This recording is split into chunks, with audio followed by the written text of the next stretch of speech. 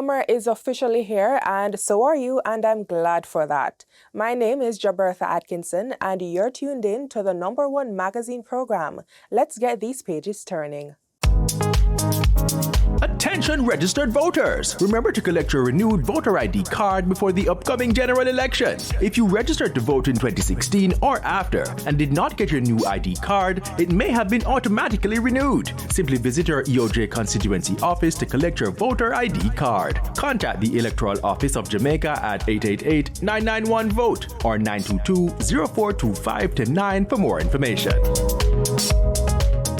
This past week was Toll Road Safety Week. And because road safety is something that we staunchly advocate for here at the JIS, this is right up our alley. As the government continues to build out infrastructure for our betterment and more toll roads are being built, it is important to understand the work that goes into these so that our experiences with them are safe. So, that's the conversation in this week's Get the Facts. Let's tune in.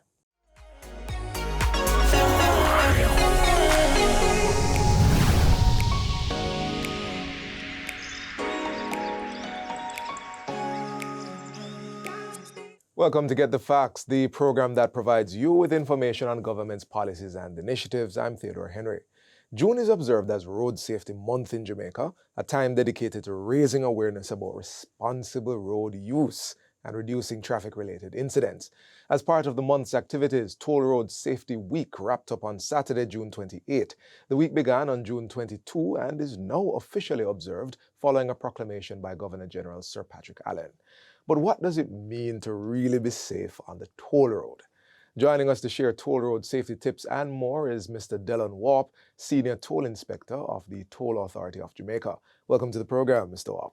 Thank you, sir. Thank you. Let's jump into getting some facts right here. Now, from your experience as a Senior Toll Inspector, right, I got that right? Yep. Right. From your experience, what are some of the major or the more common challenges that toll road users face? Speeding, distracted driving, mechanical failure of their vehicles. Interesting, about 60% of accidents on the highway are caused by speeding or, driver error, actually. Right. Yeah. We also have animals on the toll roads, goats, cows. And weather challenges, whether it be rain or fog or smoke. Okay. I want to zoom in on a couple of those. Talk to me about speeding. Now, how do you find toll users treat that speeding issue? It's a nice road. It's a nice road, and we try and keep it very smooth and nice. So we have a lot of skating on the road. So what we try to do, though, is enforce the speed limits. So we have the speed limit signs. We have police on the toll road. The police work with the toll authority very closely to ensure that there's compliance with that. Okay. We also have, we try and keep the lighting on the toll road there, lane markings and stuff like that. Right. Yeah. Right. Animals. I was a little curious when I heard you mention animals. Animals on the toll road, that's a thing. Sadly. What we have is, because the toll roads go through a lot of farming communities, we have people who in the communities want their goats to eat. So they will cut the fence and actually just let the animals onto the toll road. That's on the grassy sides, or they're allowing them to cross? Well, they're just letting them onto the toll road. So the thing is, animals will just follow wherever they see grass. So you'll have animals actually crossing the toll roads. We have a lot of accidents from that. We also have, we've regrettably had fatalities from it as well. Now, how do you treat with that as the, I'm going to say operator, but you need to correct me. Correct. So toll authority, we are the regulator of the toll road. Some of the things that we do enforce is we try and ensure that the fence are repaired immediately. So when you have farmers or people in the community cutting fence or dismantling fence, we try and ensure that we can replace it as quickly as possible. We'll also try and have different community outreach programs where we'll go into the communities and talk to the farmers and be like, hey guys, and trying to educate them to understand, hey, I know you want your goats to eat, but try and do it off the toll road. Yeah. Okay, so proactive and reactive. Correct. Reaches. Okay, so misconceptions about the toll road. What do you find people think about the toll road which is not true at all? Well, the biggest misconception that I experience, having worked with the toll authority for almost 10 years now, people think the toll authority is the actual operator of the toll road when we're the regulator. You have to open up that distinction for me. So the operators of the toll road now, you have the East-West Highway, which is operated by Transjam Highway, which is now 100% owned by Jamaicans. Okay. And then you have the North-South Highway, which is from Kingston to Ocho Rios or Miami Bay. So in a very practical sense, what does that mean that you are the regulator but not the operator? So the operators actually handle the maintenance and collect the toll and all of those things. What the regulator do, we enforce the contract. So we ensure the maintenance standards of the road, and we ensure that different safety elements are there. And whenever an operator is caught slipping, we target them, we speak to them, we can even bring them to court if needs be. Ah, okay. Any other misconception, especially if you mentioned the two main ones? Yeah, well, one of the misconceptions is the speed limit.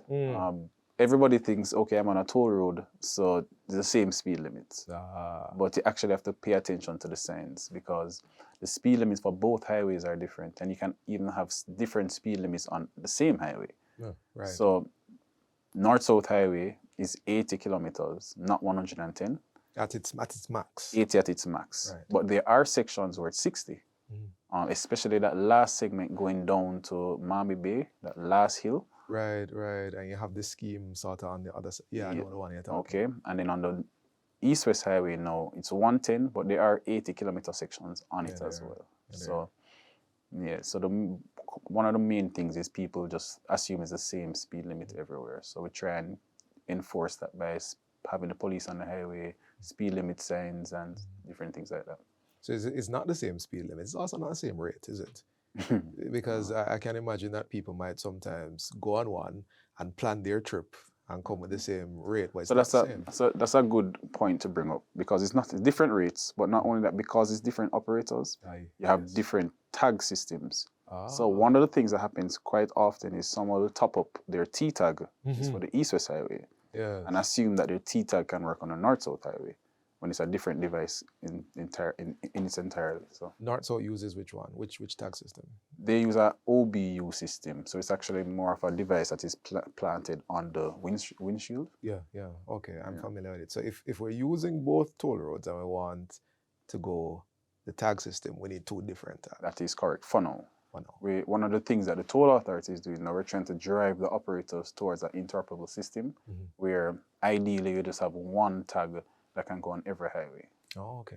That sounds that sounds good. Yeah. That sounds good. I hope you are very successful in the near future. Thank you very much. Well, thank you, Mr. Wap, for sharing those valuable insights on toll road safety with us today. Up next, we'll be taking a closer look at social impact assessments. Stay with us. We'll be right back.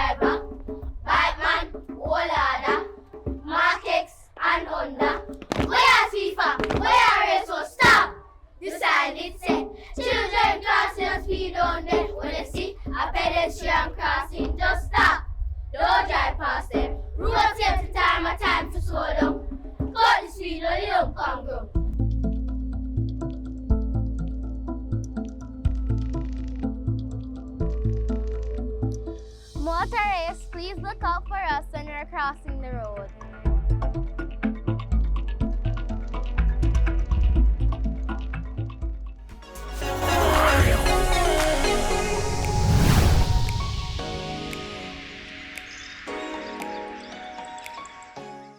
Welcome back to Get the Facts. We're continuing our discussion on toll road safety, this time with a closer look at social impact assessments, or SIAs, as they relate to toll roads. We'll explore what the process entails and the value it brings. Joining us to provide greater insight is Kerry K. Holness, Corporate and Administrative Manager at the Toll Authority of Jamaica. Welcome to the program, Mrs. Holness. Thank you, Theodore. Let's jump right into it. This, you have to give us the facts. What is a social impact assessment in the context of toll roads? Okay, so social impact assessments are research-based projects, and these used to evaluate a toll road project. So for example, when we were doing the Maypen to Williamsfield leg of Highway 2000, we looked at how the construction affected the social, economic, and cultural fabric of those surrounding communities. So SIA involves gathering baseline data on the affected communities before construction.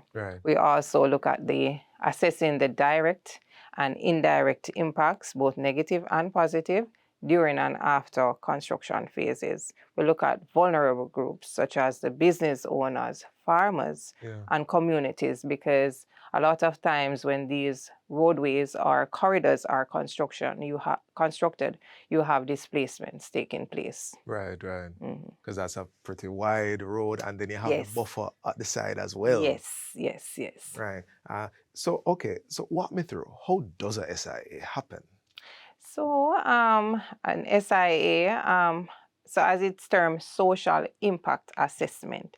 So you look at, so it's an assessment of how the building of these roads have an impact, social impact on the communities, the persons living there, how are they displaced. So in terms of the building of toll roads, planning and building, so the SIAs identify community concerns early, such as displacements, toll affordability, and access restrictions. At times, some routes, based on how the roadway is cut, you want to ensure that the access routes are preserved. So you want to keep those older routes maintained. It also informs planning and design to minimize any negative impacts. So as I mentioned, preserving access routes and supporting local vendors. So Toll Authority would have people like go around and go to the businesses, go to the homes, talk to people one-on-one? Yes. So for these projects, for these research-based projects, as I indicated before, we would go through the general GOJ procurement process of engaging a consultant to take on this research. Oh, okay.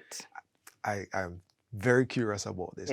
If somebody they have their house or their farm and a displacement has to happen, how do you treat with that? Those are situations that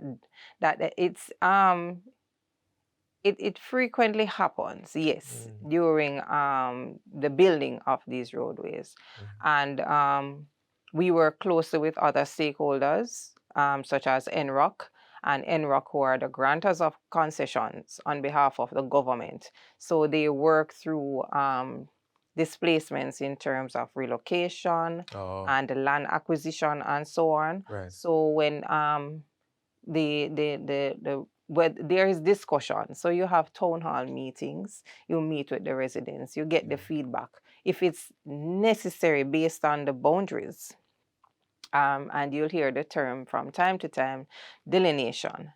So based on the project, in terms of the route of the project, if there is a possible displacement, then something is worked out with the residents and they get support for relocation. And there are times too, when persons really don't want to just up and move, because, think about it. You're settled. Your family has been settled for years, and it's one of the hardest decisions to uproot and move. But as I said, it's something that's discussed, and reviewed from all points in terms of how it will benefit and the positive aspect of it, that is, to the residents. Right.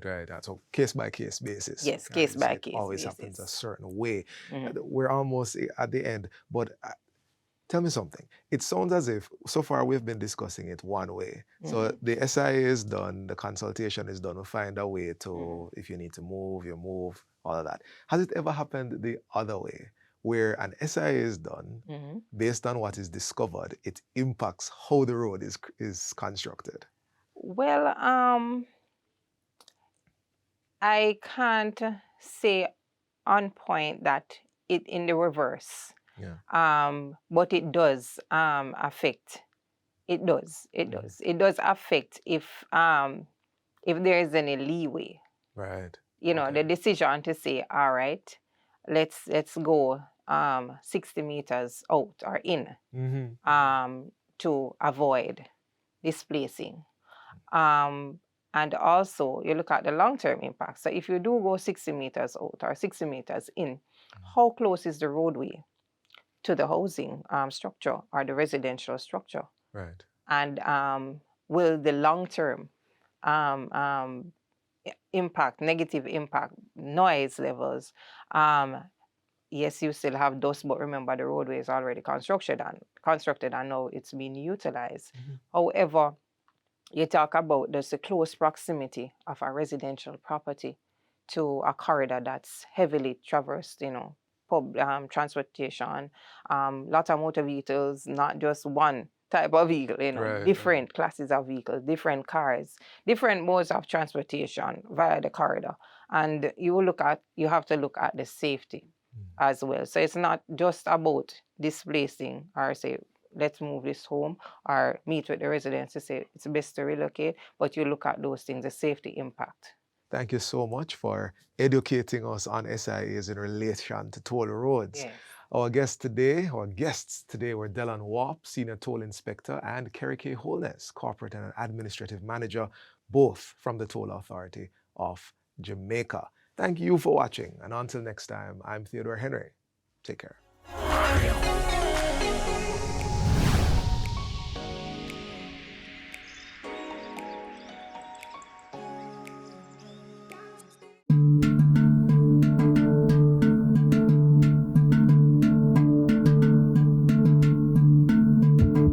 Keep your heart beating strong.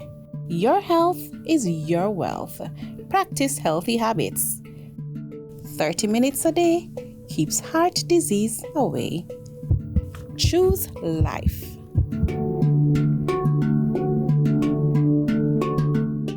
As we already know, summer is here and some of us might be focusing on that summer body.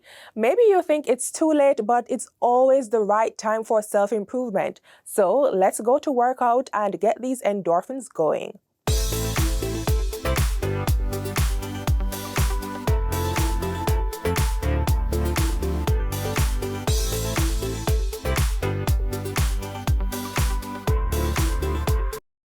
The following exercise video is for information purposes only and should not be considered medical advice. Before starting any new exercise program, physical activity, or fitness routine, please consult your doctor or a qualified healthcare professional.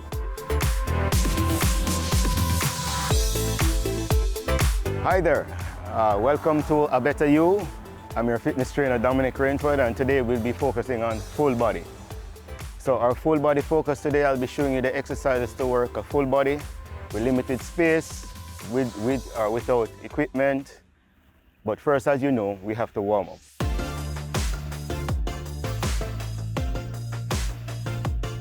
So we're gonna go through our quick warm up, jumping jacks, butt kicks, high knees.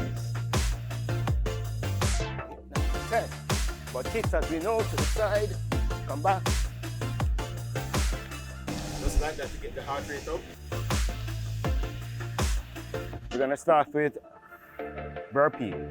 A burpee is simply putting your hands on the ground, kicking out with your feet, jump up, jump.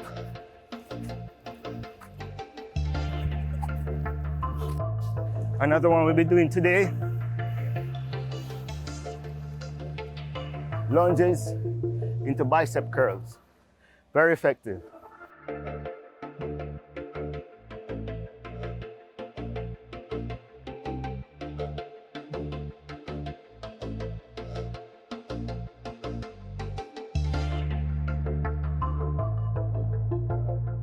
Next one that we'll be doing, another full body touch. It's a squat, come up, press.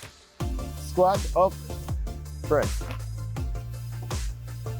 This now we go for 20. Another one where we squat, come up, knee to elbow, squat, come up, knee to elbow. We're doing 10 on each side, just like this. Squat, knee to elbow, squat, knee to elbow. Go into the squat position, and then we go across the leg. Come back, across the leg. So we hold the water bottle like this. So I'm gonna turn this side. I'm in a squat position. My left leg is going back, I'm going across my right leg. Then I go back into the squat, go across the left leg.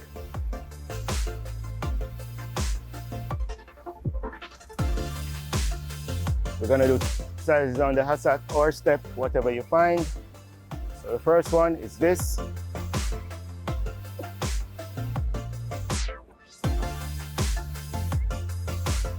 All right, guys, so this is another full body exercise. It works the core and the entire body. So the last one, we're gonna go jump, step on the stool, jump down.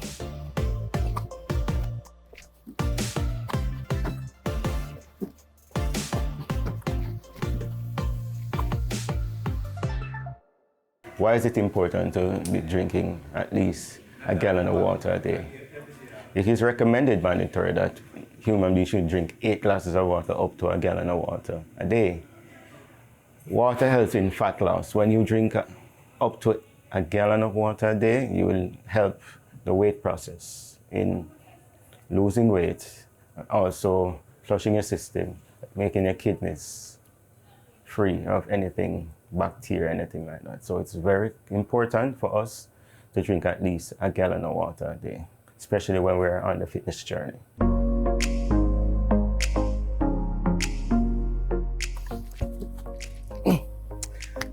All right, guys, that's us for today.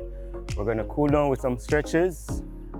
And your stretches that we'll be doing, starting with deep breath, going up, holding, and while we're heading down, you release. One more time.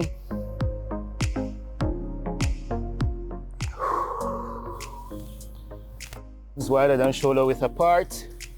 Hands going all the way down to the ankles. Pull your forehead as far down as possible, close to your knee. From there, take the left hand, hold the right ankle along with the right hand. Pull your knee to your forehead. Hold it for a count of 10. 8, 7, 6, 5, 4, 2, 1. Switch. 10, 9, 8, 7, 6, 4, 3, 2, 1. Switch.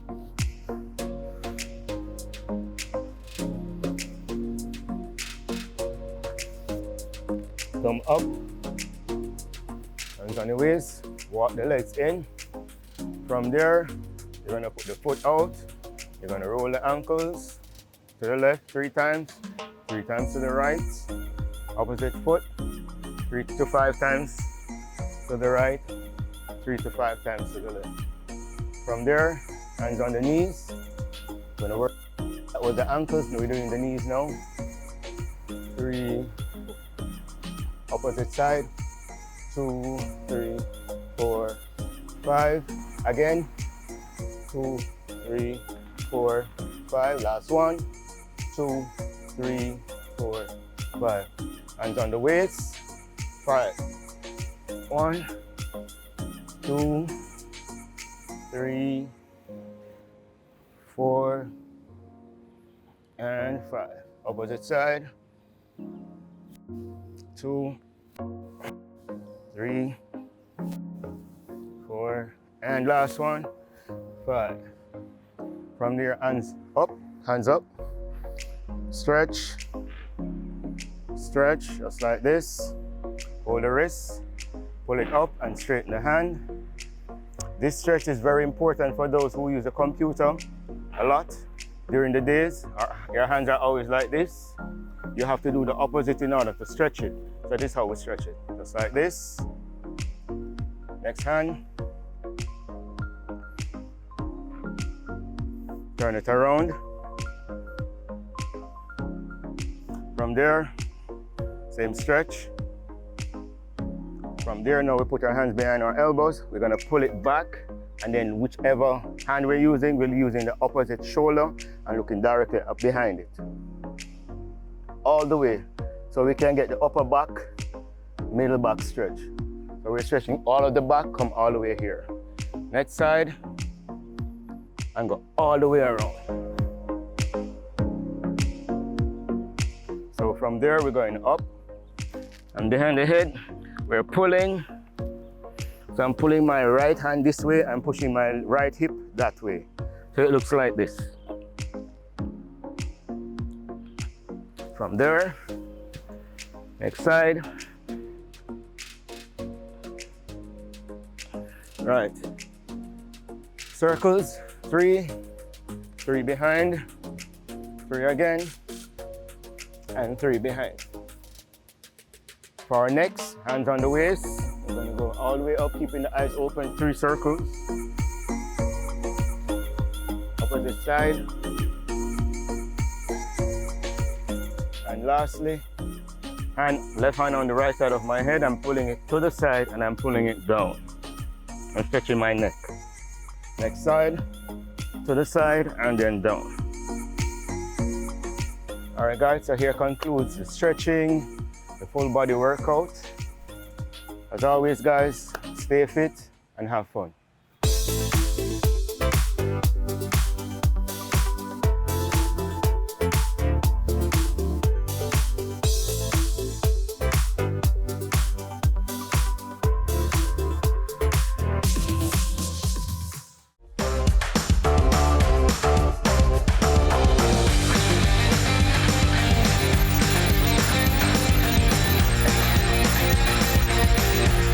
Mathematics coach at the Ministry of Education and Youth, Tamika Lodge Fenton, is championing a transformative approach to how students in Jamaica perceive their mathematical abilities.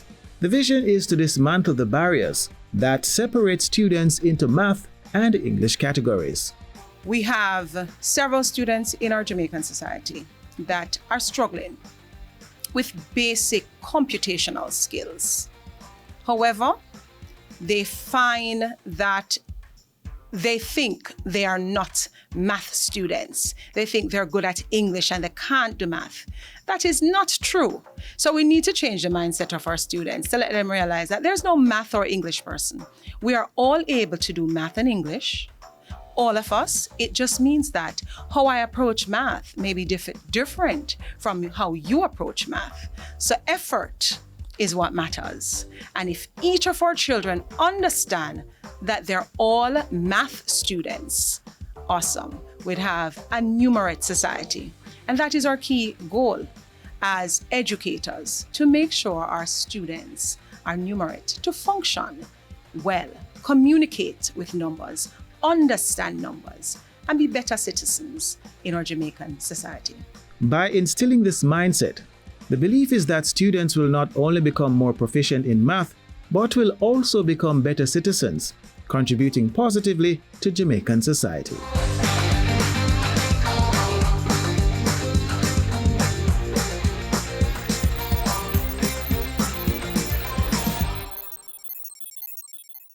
We've come to the end of today's show. To catch a repeat of this or any other, feel free to log on to our website at jis.gov.jm. Until next time, I'm Jahbertha Atkinson. Do take care.